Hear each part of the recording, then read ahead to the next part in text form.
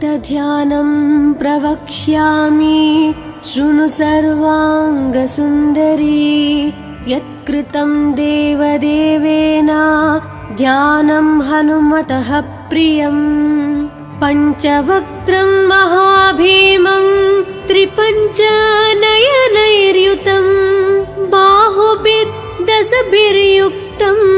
सर्वकामार्थसिद्धिदम्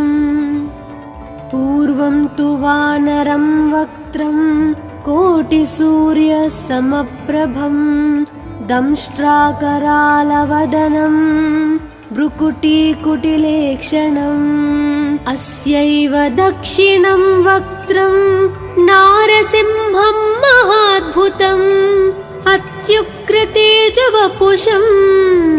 भीषणं भयनाशनम् पश्चिमं गारुडं वक्त्रं वक्रतुण्डं महाबलं सर्वनागाप्रशमनं विषभूतादिकृन्तनम् उत्तरं सौकरं वक्त्रं कृष्णं दीप्तं नभोपमं पातालसिंहवेताल ज्वररोगादिकृन्तनम्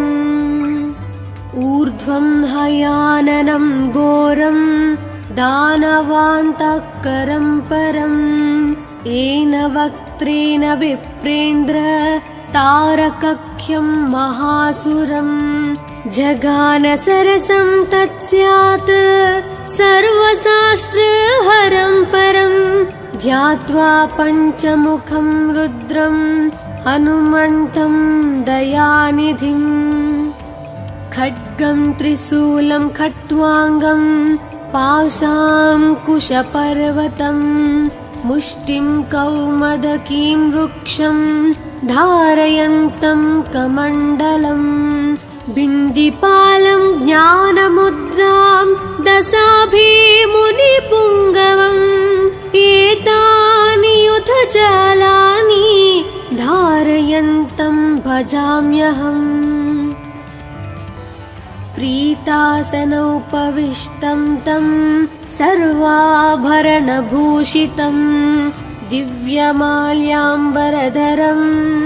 दिव्यगन्धानुलेपनम्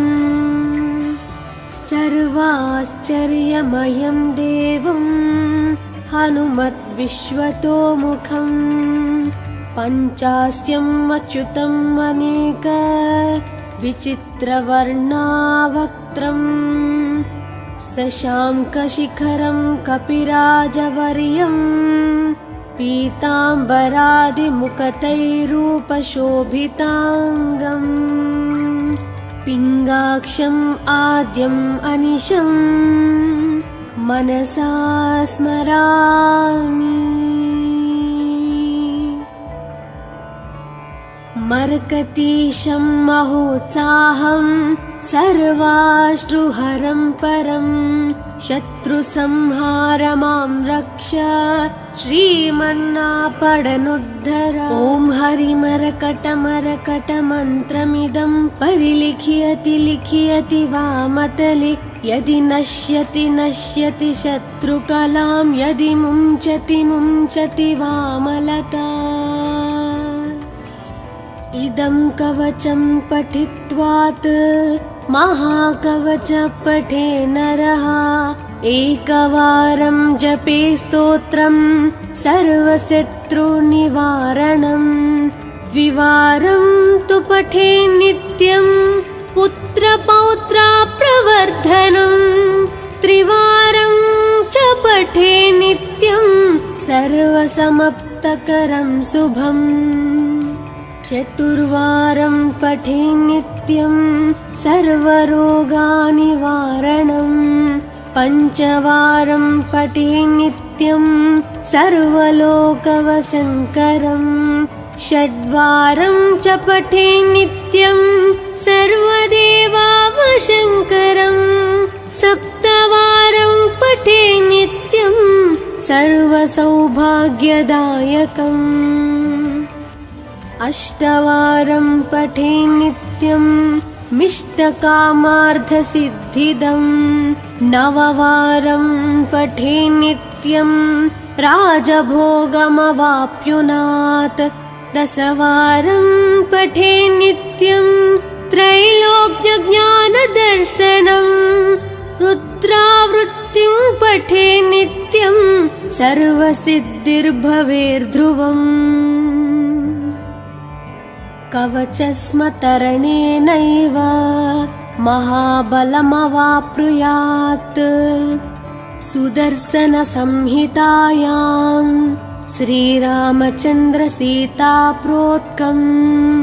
श्रीपञ्चमुखहनुमत्कवचं सम्पूर्णम् अथ ध्यानं प्रवक्ष्यामि शृणु सर्वाङ्गसुन्दरी यत्कृतं देवदेवेन ध्यानं हनुमतः प्रियं पञ्चवक्त्रं महाभीमं त्रिपञ्चनयनैर्युतं बाहुभिर्दशभिर्युक्तं सर्वकामार्थसिद्धिदम् पूर्वं तु वानरं वक्त्रं कोटिसूर्यसमप्रभं दंष्ट्राकरालवदनं भ्रुकुटीकुटिलेक्षणम् अस्यैव दक्षिणं वक्त्रं नारसिंहं महाद्भुतम् अत्युग्रतेजवपुषं भीषणं भयनाशनम् पश्चिमं गारुडं वक्त्रं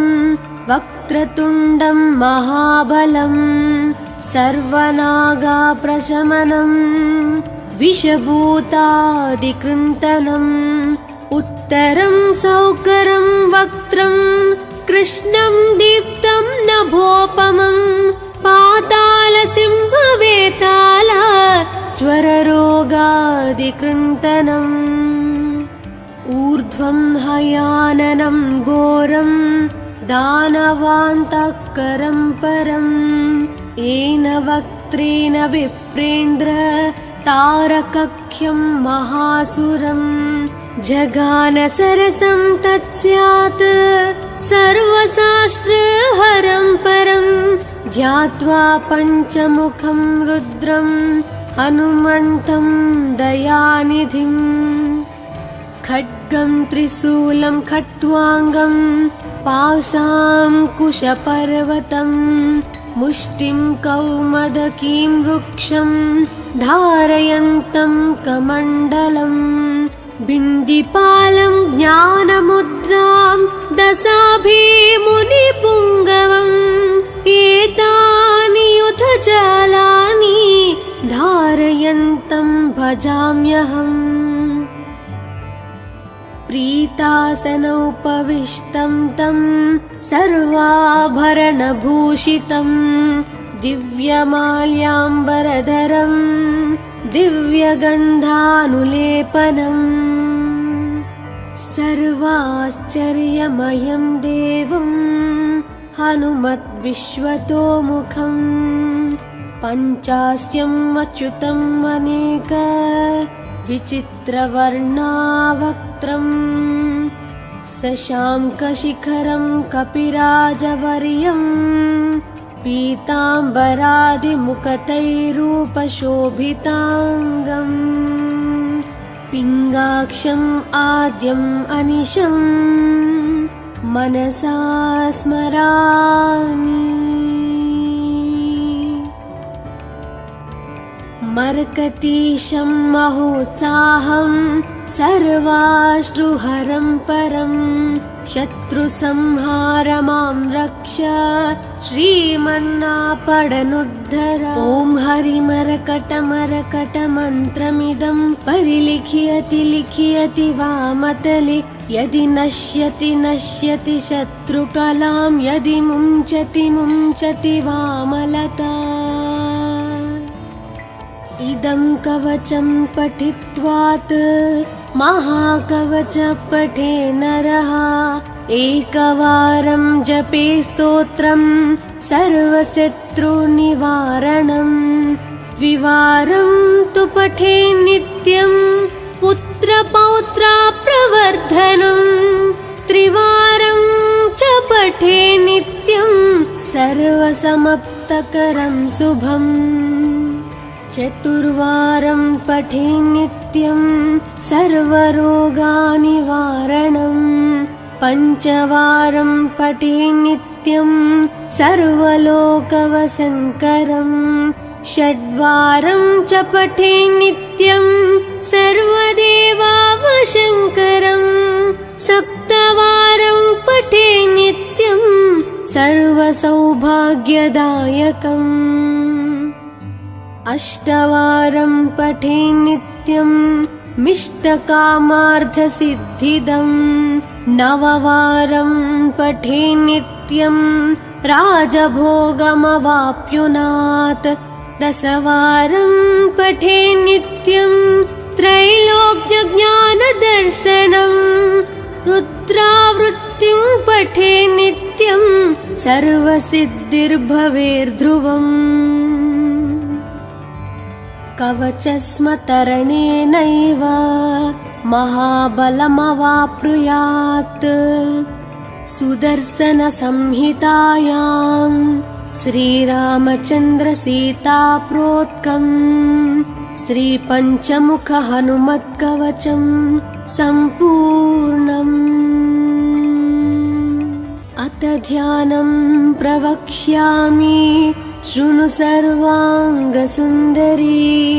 यत्कृतं देवदेवेन ध्यानं हनुमतः प्रियम् पञ्चवक्त्रं महाभीमं त्रिपञ्चनयनैर्युतं बाहुभिर्दशभिर्युक्तं सर्वकामार्थसिद्धिदम् पूर्वं तु वानरं वक्त्रं कोटिसूर्यसमप्रभं दंष्ट्राकरालवदनं भ्रुकुटीकुटिलेक्षणम् अस्यैव दक्षिणं वक्त्रं नारसिंहं महाद्भुतम् अत्युग्रतेजवपुषं भीषणं भयनाशनम् पश्चिमं गारुडं वक्त्रं वक्रतुण्डं महाबलं सर्वनागाप्रशमनं विषभूतादिकृन्तनम् उत्तरं सौकरं वक्त्रं कृष्णं दीप्तं नभोपमं पातालसिंहवेताल ज्वररोगादिकृन्तनम् ऊर्ध्वं हयाननं घोरं दानवान्तकरं परं येन वक्त्रेण विप्रेन्द्र तारकख्यं महासुरं जगानसरसं तत्स्यात् सर्वशास्त्रहरं परं ध्यात्वा पञ्चमुखं रुद्रं हनुमन्तं दयानिधिम् खड्गं त्रिशूलं खट्वाङ्गं पाशाङ्कुशपर्वतं मुष्टिं कौमदकीं वृक्षं धारयन्तं कमण्डलम् बिन्दिपालं ज्ञानमुद्रां दशाभिमुनिपुङ्गवम् एतानि युधजालानि धारयन्तं भजाम्यहम् प्रीतासनोपविष्टं तं सर्वाभरणभूषितं दिव्यमाल्याम्बरधरं दिव्यगन्धानुलेपनम् सर्वाश्चर्यमयं देवं हनुमद्विश्वतोमुखं पञ्चास्यम् अच्युतम् अनेक विचित्रवर्णावक्त्रं शशाङ्कशिखरं कपिराजवर्यं पीताम्बरादिमुकुटैरूपशोभिताङ्गम् पिङ्गाक्षम् आद्यम् अनिशं मनसा स्मरामि। मरकतीशं महोत्साहं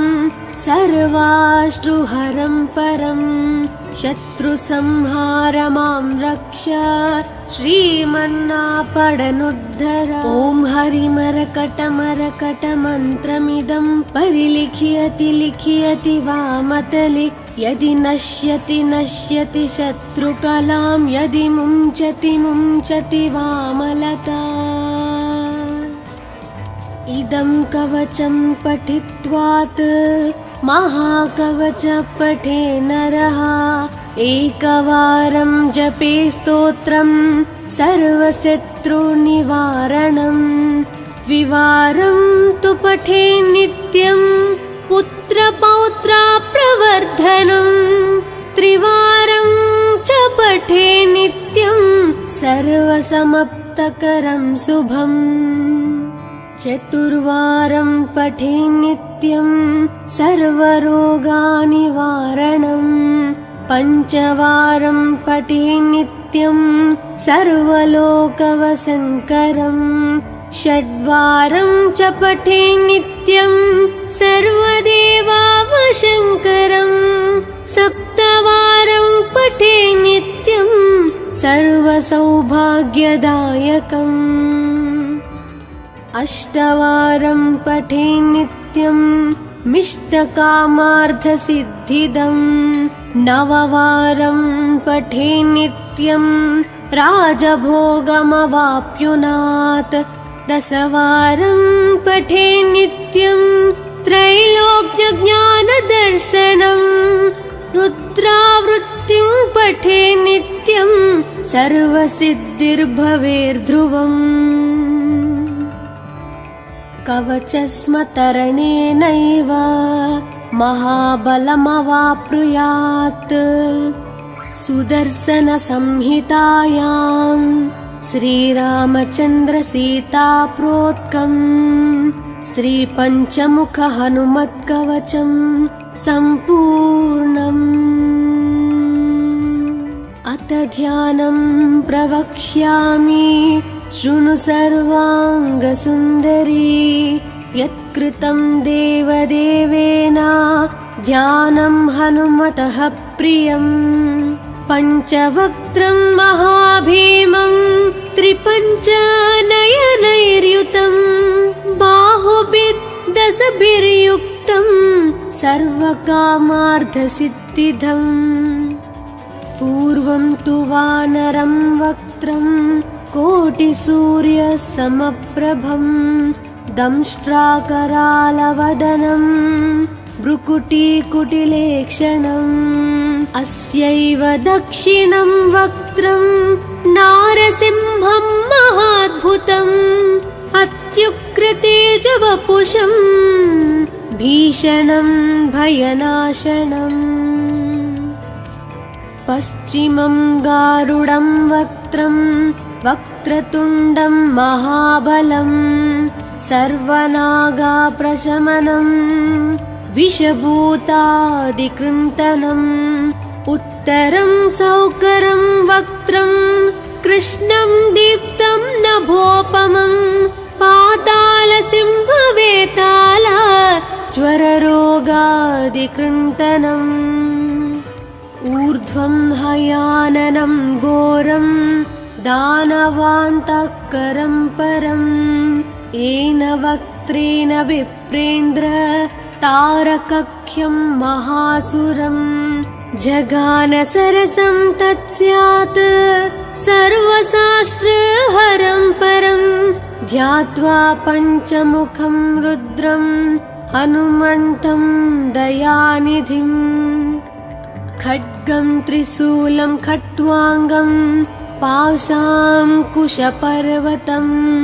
मुष्टिं कौमदकीं वृक्षं धारयन्तं कमण्डलं बिन्दिपालं ज्ञानमुद्रां दशाभिमुनिपुङ्गवम् एतानि युधजालानि धारयन्तं भजाम्यहम् प्रीतासनोपविष्टं तं सर्वाभरणभूषितं दिव्यमाल्याम्बरधरं दिव्यगन्धानुलेपनम् सर्वाश्चर्यमयं देवं हनुमद्विश्वतोमुखम् पञ्चास्यम् अच्युतम् अनेक विचित्रवर्णावक्त्रम् शशाङ्कशिखरं कपिराजवर्यं पीताम्बरादिमुखतैरूपशोभिताङ्गम् पिङ्गाक्षम् आद्यम् अनिशम् मनसा स्मरामि। मर्कतीशं महोत्साहं सर्वाश्रुहरं परं शत्रुसंहार मां रक्ष श्रीमन्नापडनुद्धर। ॐ हरिमरकटमरकटमन्त्रमिदं परिलिख्यति लिख्यति वामतले यदि नश्यति नश्यति शत्रुकलां यदि मुञ्चति मुञ्चति वामलता। इदं कवचं पठित्वात् महाकवच पठे नरः एकवारं जपे स्तोत्रं सर्वशत्रुनिवारणम् द्विवारं तु पठे नित्यं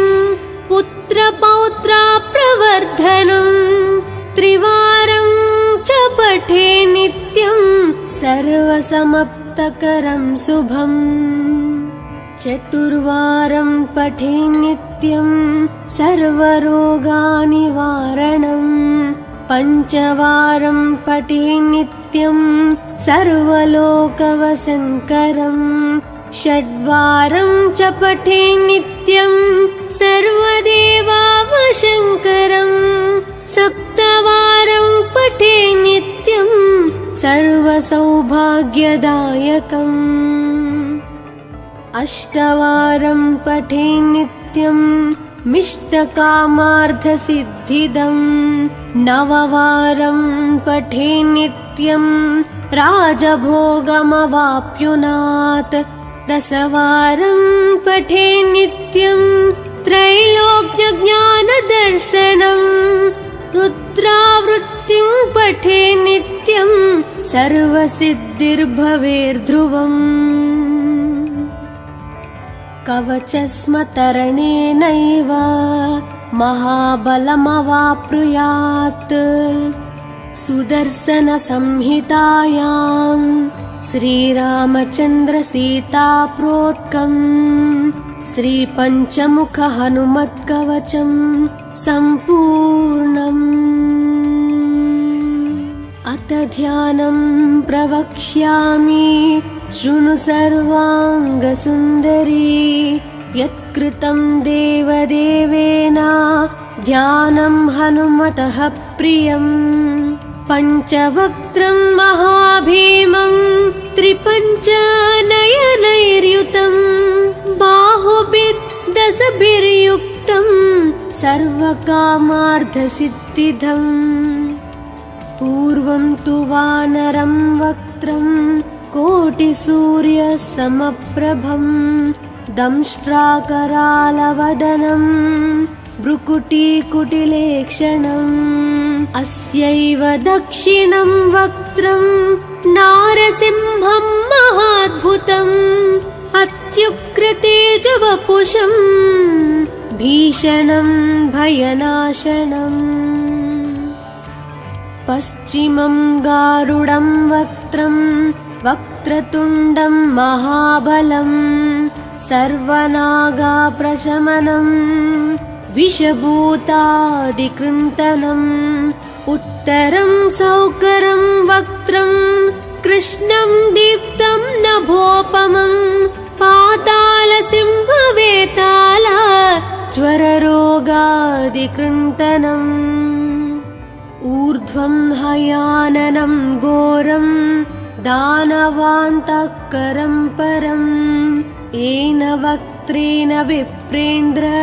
तारकख्यं महासुरम् जगानसरसं तत्स्यात् सर्वशास्त्रहरं परम् ध्यात्वा पञ्चमुखं रुद्रं हनुमन्तं दयानिधिं खड्गं त्रिशूलं खट्वाङ्गं पाशाङ्कुशपर्वतं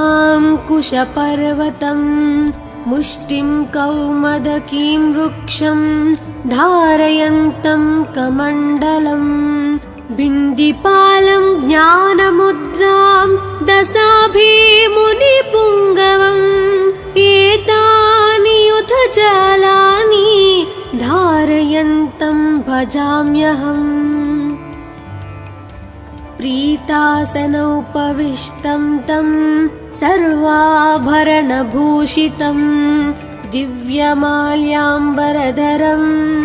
दिव्यगन्धानुलेपनम् सर्वाश्चर्यमयं देवं हनुमद्विश्वतोमुखं पञ्चास्यम् अच्युतम् अनेक विचित्रवर्णावक्त्रं शशाङ्कशिखरं कपिराजवर्यं पीताम्बरादिमुकुटैरूपशोभिताङ्गम् पिङ्गाक्षम् आद्यम् अनिशं मनसा स्मरामि मर्कटीशं महोत्साहं सर्वाश्रुहरं परं शत्रुसंहारमां रक्ष श्रीमन्नापडनुद्धर ॐ हरिमरकटमरकटमन्त्रमिदं परिलिख्यति लिख्यति वामतले यदि नश्यति नश्यति शत्रुकलां यदि मुञ्चति मुञ्चति वामलता इदं कवचं पठित्वात् महाकवच पठे नरः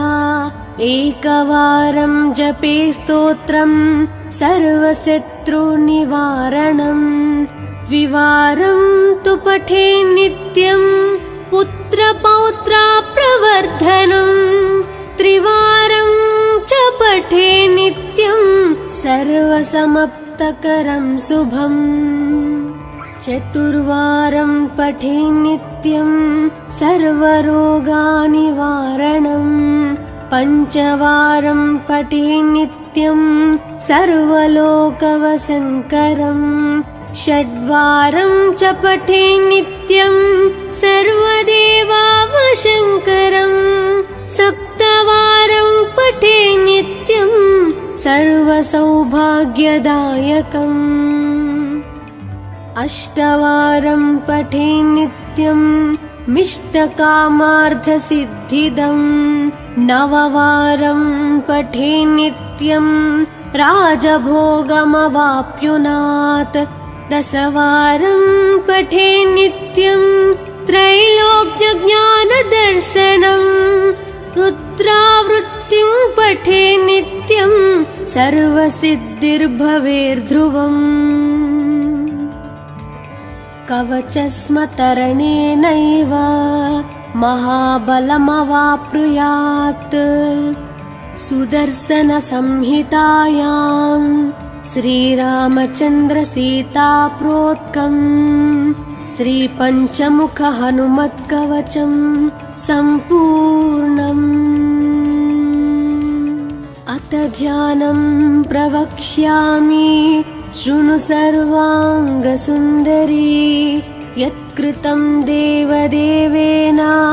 ध्यानं हनुमतः प्रियं पञ्चवक्त्रं महाभीमं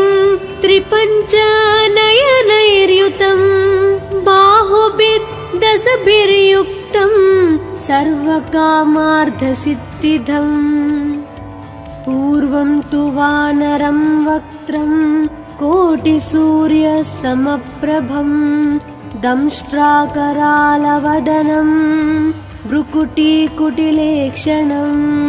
अस्यैव दक्षिणं वक्त्रं नारसिंहं महाद्भुतम् अत्युग्रतेजवपुषं भीषणं भयनाशनम्